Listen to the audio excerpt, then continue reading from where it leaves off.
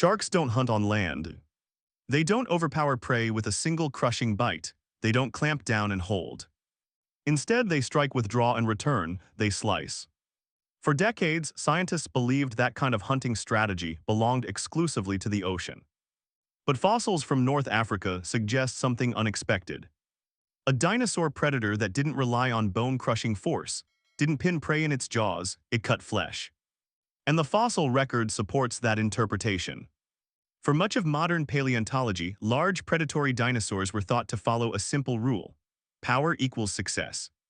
They ambushed prey, bit down with enormous force, held on until resistance. This model fit iconic predators with thick skulls and reinforced jaws, animals built to break bone.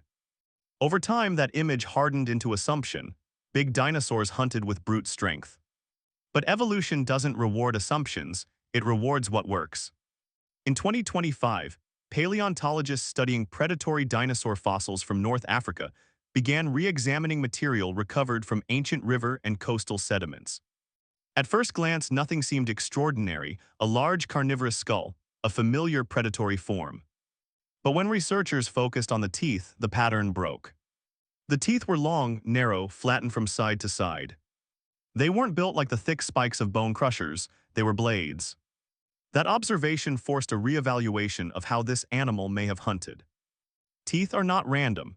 In predators, tooth shape reflects how force is delivered, where stress is absorbed, and what kind of damage is intended. Researchers documented fine serrations along the cutting edges of each tooth, not large, crushing ridges, but sharp, evenly spaced cutting surfaces. When scientists analyzed how force would move through the jaw during a bite, they noticed something else. The teeth showed limited reinforcement against sustained lateral stress.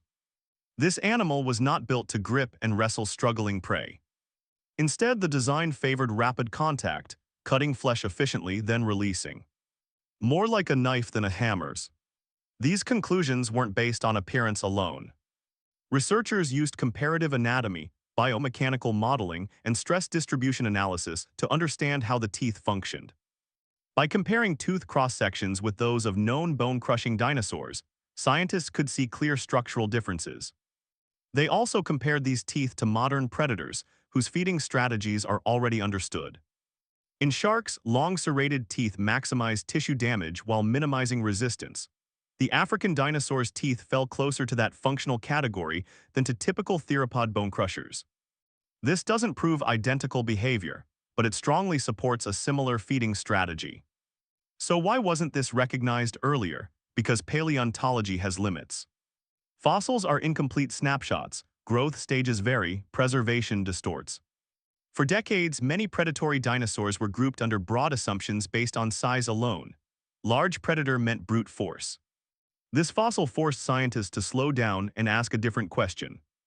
Not how big was the animal, but how did it actually feed? Sharks don't kill by overpowering prey instantly, they wound it.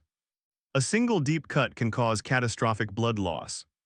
The shark withdraws, waits, returns when the prey weakens. This strategy reduces risk and conserves energy. The African dinosaur's tooth structure fits this logic. Repeated slashing attacks would weaken prey over time, not strength, endurance. This wasn't recklessness, it was efficiency. Environment shapes behavior. During the dinosaur era, North Africa was rich in rivers, floodplains, and shallow coastal systems. Large fish, semi-aquatic animals, migrating herbivores. Prey that moved through narrow corridors near water. In those conditions, a slicing strategy makes sense. A wounded animal near water has limited escape. The environment didn't just allow this strategy, it favored it. This fossil challenges a long-held simplification. Predatory dinosaurs were not behaviorally uniform, they were adaptive. Some crushed bone, some relied on speed. This one likely relied on repeated injury and patience. Evolution explores options, it doesn't commit to one solution. This fossil does not mean dinosaurs hunted exactly like sharks. Behavior does not fossilize directly, what fossilizes are structures. And structures constrain what an animal can and cannot do. The teeth tell us this dinosaur was optimized for slicing, not crushing. From that, scientists infer likely behavior. Not certainty, interpretation grounded in anatomy. This discovery matters because it expands how scientists think about ancient predators. It shows that complex hunting strategies evolved multiple times, on land, in water, across eras. Evolution doesn't care where an idea appears. If it works, it returns. Most fossils tell us what animals looked like.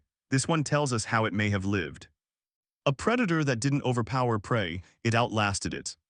Sometimes the deadliest adaptation isn't strength, it's restraint. If you want more evidence-driven documentaries that examine how fossils reveal behavior, not speculation, consider subscribing.